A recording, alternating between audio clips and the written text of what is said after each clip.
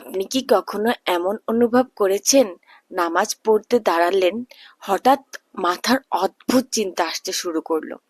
কোরআন পড়তে গেলেন, কিন্তু মন বলল পরে পড়ো। গুনাহ ছাড়তে চাইলেন, কিন্তু ভেতর থেকে কেউ যেন বলল একবার করলে কিছুই হবে না। কখনো কি ভেবেছেন এই কণ্ঠটা কার? কেন মানুষ একা থাকলেও হঠাৎ গুনাহের দিকে টেনে নেওয়া হয়? আর সবচেয়ে ভয়ঙ্কর বিষয়, রাসূল সাল্লাল্লাহু আলাইহি সাল্লাম বলেছেন, প্রত্যেক মানুষের সাথে একজন অদৃশ্য সঙ্গী থাকে, যে আপনার জন্মের পর থেকে আপনার সাথে আছে। সে আপনাকে দেখে, আপনার দুর্বলতা জানে, আপনার কষ্ট জানে, এমনকি আপনি কোন গুনাহের দুর্বল সেটাও জানে। এই অদৃশ্য সঙ্গীর নাম হলো কারিন। আজকের ভিডিওতে আমরা জানবো কারিন জিন আসলে কে, সে কি সত্যি আমাদের সাথে থাকে, মানুষকে ধ্বংস করে, কেন অনেক সময় হঠাৎ গুনাহ করতে ইচ্ছে হয়, কারিন কি মানুষের ক্ষতি করতে পারে, মৃত্যুর পরে কারিনের কি হয়, আর সবচেয়ে গুরুত্বপূর্ণ প্রশ্ন, কিভাবে নিজেকে এই অদৃশ্য শত্রু থেকে বাঁচাবেন। ভিডিওটি শেষ পর্যন্ত দেখুন, কারণ শেষের অংশে আমি এমন কিছু বলবো যা হয়তো আজ রাত থেকেই আপনার জীবন বদলে দিতে পারে।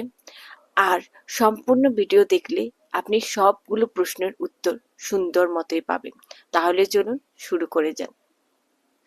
আসসালামু আলাইকুম ওয়া রাহমাতুল্লাহ। আপনাদের সবাইকে স্বাগতম মাওয়া ইসলামিক রিলিফ চ্যানেলে। আজকের বিষয়টি খুবই রহস্যময়, খুবই ভয়ঙ্কর, কিন্তু একই সাথে ইসলামের দৃষ্টিতে একেবারে বাস্তব। ভিডিওটি মনোযোগ দিয়ে শুনুন, কারণ হয়তো আজ আপনি এমন সত্য জানতে চলেছেন যা আপনি আগে কখনোই বুঝতে পারেননি। কারিন শব্দের অর্থ কি? কারিন শব্দটি এসেছে আরবি কারিন থেকে, যার অর্থ সঙ্গী, সাথে থাকা কেউ। অর্থাৎ এমন এক সঙ্গী যে সব সময় আপনার সাথে থাকে। আপনি ঘুমালেও সে আছে, আপনি কাঁদলেও সে আছে, আপনি ঘুমালেও সে আছে, আপনি কাঁদলেও সে আছে, আপনি গুনাহ করলেও সে খুশি হয়, আর আপনি আল্লাহর দিকে ফিরলে সে কষ্ট পায়। ভাবুন তো, মানুষ পৃথিবীতে যত বছর বাঁচে তত বছর ধরে একটি অদৃশ্য সৃষ্টি তার পাশে থাকে।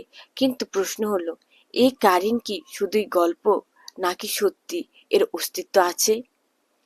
হাদিসে কারিনের প্রমাণ। রাসূল সাল্লাল্লাহু আলাইহি সাল্লাম বলেছেন, তোমাদের প্রত্যেকের সাথে একজন জিন সঙ্গী নিযুক্ত করা হয়েছে।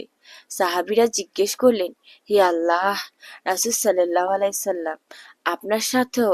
তিনি বললেন, হ্যাঁ, তবে আল্লাহ আমাকে সাহায্য করেছেন, তাই সে মুসলিম হয়ে গেছে। শাহী মুসলিম। সুবহানাল্লাহ। এর মানে কি দাঁড়ালো? এই পৃথিবীতে এমন কোনো মানুষ নেই যার সাথে কারিন নেই। আপনি এখন এই ভিডিও দেখছেন, এমনকি এই মুহূর্ত আপনার কারিন আপনার সাথে আছে, এবং সে চাইছে আপনি যেন এই ভিডিও থেকে বের হয়ে যান। হয়তো এখনই আপনার মাথায় আসছে ভিডিওটা পরে দেখব, এত বড় ভিডিও কেন স্কিপ করি। কিন্তু জানেন, শয়তান সব থেকে বেশি ভয় পায় সে মানুষকে যে সত্য জানে। কারিন কিভাবে কাজ করে? কারিন সরাসরি আপনার সামনে আসে না, সে উইসপার করে, মানে আপনার কানে বদ ধরনের কথাবার্তা বলে, মনের মধ্যে চিন্তা ঢুকিয়ে দেয়। যেমন, আজ নামাজ না পড়লেও হবে, একটু হারাম দেখলে সমস্যাই নেই, তবা পরে করব, এখনো তো অনেক সময় বাকি আছে, আজকে করব না, কালকে থেকে নামাজ শুরু করব, না এখন না, একটু পরে নামাজ পড়বো, কিন্তু নামাজের ওয়াক্ত শেষ হয়ে যায়। সবাই তো করছে, আমি করলে দোষ কি? প্রথমে ছোট গুনাহ, তারপর ধীরে ধীরে বড় গুনাহ। এভাবে শয়তান মানুষকে ধ্বংসের দিকে নিয়ে যায়। আর সবচেয়ে ভয়ঙ্কর বিষয় হলো, মানুষ অনেক সময় বুঝতে পারে না সে ধীরে ধীরে আল্লাহ থেকে দূরে চলে যাচ্ছে। কেন ইবাদতে অলস লাগে? আপনি কি খেয়াল করেছেন, মোবাইল 3 ঘন্টা ব্যবহার করতে ক্লান্তি লাগে না, কিন্তু 10 মিনিট কোরআন পড়তে গেলে মন অস্থির হয়ে যায়। কেন? কারণ কারিন জানে, যদি মানুষ কোরআন সাথে সম্পর্ক গড়ে ফেলে, তাহলে সে আর সহজে গুনাহ ফিরবে না। তাই সে মানুষের মনকে ডিস্ট্রাক্ট করে দেয়, যেন সে নামাজ না পড়ে, সুন্দর মতো সে কাজকর্ম না করে, সে নামাজে দাঁড়ালে পুরনো কথা মনে করিয়ে দেয়, দোয়া করতে গেলে দুনিয়ার চিন্তা এনে দেয়, আর ধীরে ধীরে মানুষকে এমন অবস্থায় নিয়ে যায় যেখানে গুনাহ স্বাভাবিক মনে হয়। সবচেয়ে ভয়ঙ্কর ফাঁদ, শয়তান কখনো প্রথমে বড় গুনাহ ডাকে না, সে স্টেপ বাই স্টেপ কাজ করে। প্রথমে একটু দেখো, তারপর একটু কথা বলো, তারপর একবার করলে কিছুই হবে না। এভাবে জিনা, মাদক, হারাম সম্পর্ক, গান, পর্নোগ্রাফি সবকিছুর দিকেই মানুষ ধীরে ধীরে চলে যায়। তখন কারিন বলে, তোমার তওবা আর কবুল হবে না। এটাই শয়তানের সবচেয়ে ডেঞ্জারাস ট্রিক, কারণ আল্লাহর রহমত থেকে নিরাশ হওয়া বড় গুনাহ। এখন একটি বাস্তব কাহিনী শুনি। একজন যুবক ছিল, ছোটবেলায় খুব নামাজ পড়তো, তাহাজ্জুদও পড়তো, কোরআন তিলাওয়াত করতো, কিন্তু ধীরে ধীরে ধীরে বন্ধু বদলালো, গুনাহ শুরু হলো, নামাজ ছুটে গেল। প্রথমে সে কাঁদতো, পরে গুনাহ স্বাভাবিক হয়ে গেল। একদিন রাতে সে বলল, আল্লাহ হয়তো আমাকে আর ক্ষমা করবে না। দেখুন, এটাই শয়তান চায়, আল্লাহ হয়তো আমাকে আর ক্ষমা করবে না। দেখুন, এটাই তো শয়তানের জয়। মানুষকে গুনাহে ফেলাই তার শেষ লক্ষ্য না, বরং মানুষকে আল্লাহর রহমত থেকে দূরে নেওয়াটাই তার আসল উদ্দেশ্য। কারণ কি মানুষের ক্ষতি করতে পারে? অনেকের মনে করে কারেন্ট সব জানে। না, কারেন্ট মানুষকে ফোর্স করতে পারে না, সে শুধু প্ররোচনা দেয়। চূড়ান্ত সিদ্ধান্ত মানুষ নিজে নেয়। আল্লাহ কোরআনে বলেছেন, শয়তান কিয়ামতের দিন বলবে, আমি শুধু তোমাদের ডেকেছিলাম আর তোমরা আমার কথা মেনেছিলে। কোরআন, অর্থাৎ দায়িত্ব শেষ পর্যন্ত মানুষেরই। তার মানে কারিন জিন আমাদেরকে যে শলাগুলা পরামর্শগুলো দেয়, আর আমরা যদি তার নকশা কদমে চলি, তাহলে এটার জন্য দায়ী আমরাই। কারণ আল্লাহ রাব্বুল আলামিন মানুষের মধ্যে তার চিন্তা শক্তি, বিবেক সবকিছুই দিয়েছে। আর মানুষরা জানে ঠিক কোনটা ভালো, কোনটা ভুল। ধরুন আপনি কোন টাইম পাচ্ছেন, এখন যখন আপনি ফ্রি টাইম পাচ্ছেন, তখন আপনার মনে চিন্তা এলো যে আমি গিয়ে একটু কোরআন শরীফ তিলাওয়াত করি, কিন্তু তখনই আপনি ফোনের দিকে তাকালেন, আর আপনার মনে এখন ফাইটিং চলছে যে আমি কি কোরআন শরীফ পড়বো না মোবাইল আমি দেখবো। এভাবে করতে করতে আপনি মোবাইলের দিকে আকৃষ্ট হয়ে যাচ্ছেন। এর মানে কি, আপনি জানেন যে মোবাইল দেখাটা ভালো না, এটা টাইম ওয়েস্ট হবে এবং এতে করে কোনো কিছুই পাবেন না, এটা জান্নাতও কাজে লাগবে না, কিন্তু আপনি ওইদিকে চলে যাচ্ছেন। এই সব কিছুর পিছনে কে? কারিনজিত। সে শুধু আপনাকে সলা দেয়, কিন্তু আপনি ধরবেন না ধরবেন না ওটা আপনারই উপর।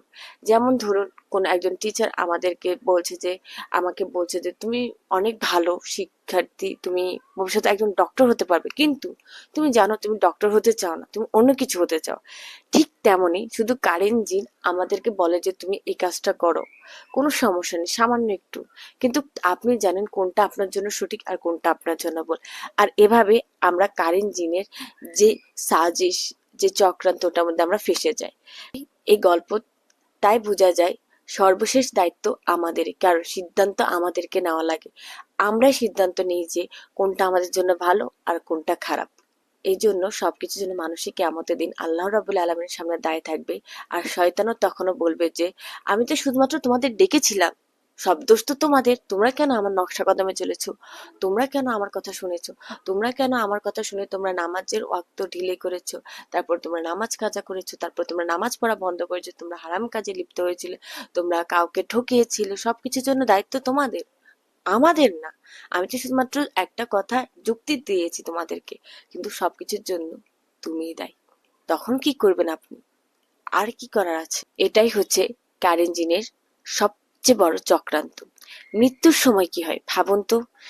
যে সত্তা জন্ম থেকে মৃত্যুর আগ পর্যন্ত আপনার সাথে ছিল, মৃত্যুর সময় সে কি করে?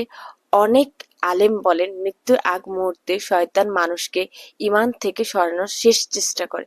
এই কারণে নেককার মানুষরা মৃত্যুর আগে বেশি বেশি কালিমা পড়তেন, কারণ শেষ মুহূর্তে সবচেয়ে কঠিন। আর এখানেই বোঝা যায় মানুষের আসল যুদ্ধটা কার সাথে ছিল। কিভাবে বাঁচবেন কারেনজিন থেকে? এখন সবচেয়ে গুরুত্বপূর্ণ প্রশ্ন, কিভাবে নিজেকে বাঁচাবেন? প্রথম যে জিনিসগুলো আপনাকে করতে হবে, এই জিন থেকে বাঁচতে হলে এক, নামাজ। নামাজ মানুষকে শয়তান থেকে রক্ষা করে। যে ব্যক্তি ৫ ওয়াক্ত নামাজ ঠিক রাখে, শয়তানের জন্য তাকে নিয়ন্ত্রণ করা কঠিন হয়ে যায়।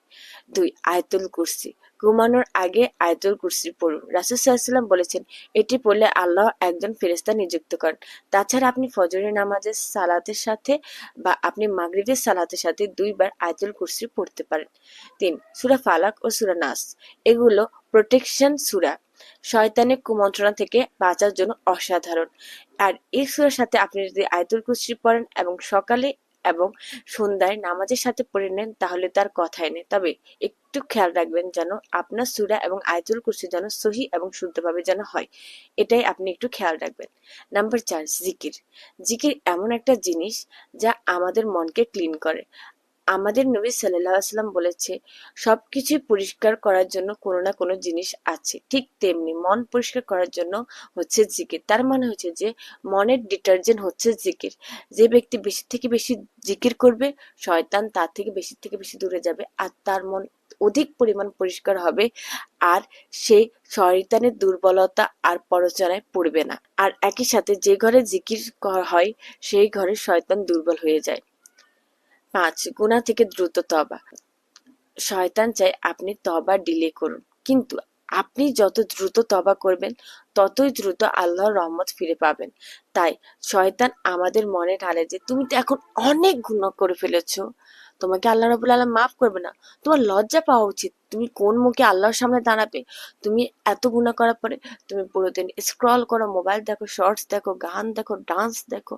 তাছাড়া তুমি তোমার মা-বাবার সাথে খারাপ আচরণ করো, লেট নাইট পার্টি করো, নয়তোবা কোনো ধরনের হারাম রিলস, পর্ন কোনো না কোনো কিছু দেখো। তো এত গুনার পরেও তুমি কিভাবে নির্লজ্জের মতো আল্লাহর রাব্বুল আলামিনের সামনে দাঁড়াবে? আল্লাহ রাব্বুল আলামিন কি তোমাকে মাফ করে দিবে? এভাবে শয়তান আমাদেরকে প্ররোচনা করে দেয়। কিন্তু সবচেয়ে বড় গুনাহ তো এটিই যে যখন আমরা আল্লাহর রহমত থেকে নিরাশ হয়ে যাই, আর তখনই শয়তান তার প্ল্যানে সাকসেসফুল হয়ে যায়। কিন্তু আপনি যত দ্রুত তওবা করবেন ততই দ্রুত আল্লাহর রহমত ফিরে আসবে আর শয়তানের চক্রান্ত বরবাদ হয়ে যাবে ইনশাআল্লাহ। আজ রাতে যখন আপনি একা থাকবেন একবার চিন্তা করুন, আপনার জীবনে যত গুনাহ হয়েছে, কতবার শয়তান আপনাকে বলেছে আরেকবার, শেষবার, পরে তওবা করো। কিন্তু জানেন সবচেয়ে সুন্দর বিষয় কি? শয়তান যতই শক্তিশালী হোক, আল্লাহর রহমত তার থেকেও অসীম বড়। আজ যদি আপনি সত্যিকার ভাবে আল্লাহর দিকে ফিরে আসেন তাহলে হয়তো এই ভিডিওটা হবে আপনার জীবনের টার্নিং পয়েন্ট। হয়তো আজকের রাত থেকে বদলে যাবে আপনার জীবন। ভিডিওটি যদি আপনার হৃদয় স্পর্শ করে থাকে তাহলে অবশ্যই ভিডিওটি শেয়ার করুন, কারণ হয়তো আপনার একটি শেয়ার কাউকে গুনাহ থেকে ফিরিয়ে আনতে পারে। আর সাবস্ক্রাইব করুন মাওয়া ইসলামিক রিলিফ চ্যানেলকে। ইনশাল্লাহ আবারও দেখা হবে নতুন কোনো ইসলামিক ভিডিওর সাথে। ততদিন পর্যন্ত আরো ভালো থাকুন, আরো সুস্থ থাকুন। আসসালামু আলাইকুম ওয়া রাহমাতুল্লাহি ওয়া বারাকাতুহু। আর বেশি থেকে বেশি ইস্তেগফার করুন যেন কারেন্ট জিনের মতো কোনো ধরনের খারাপ কিছু আমাদের ক্ষতি না করতে পারে।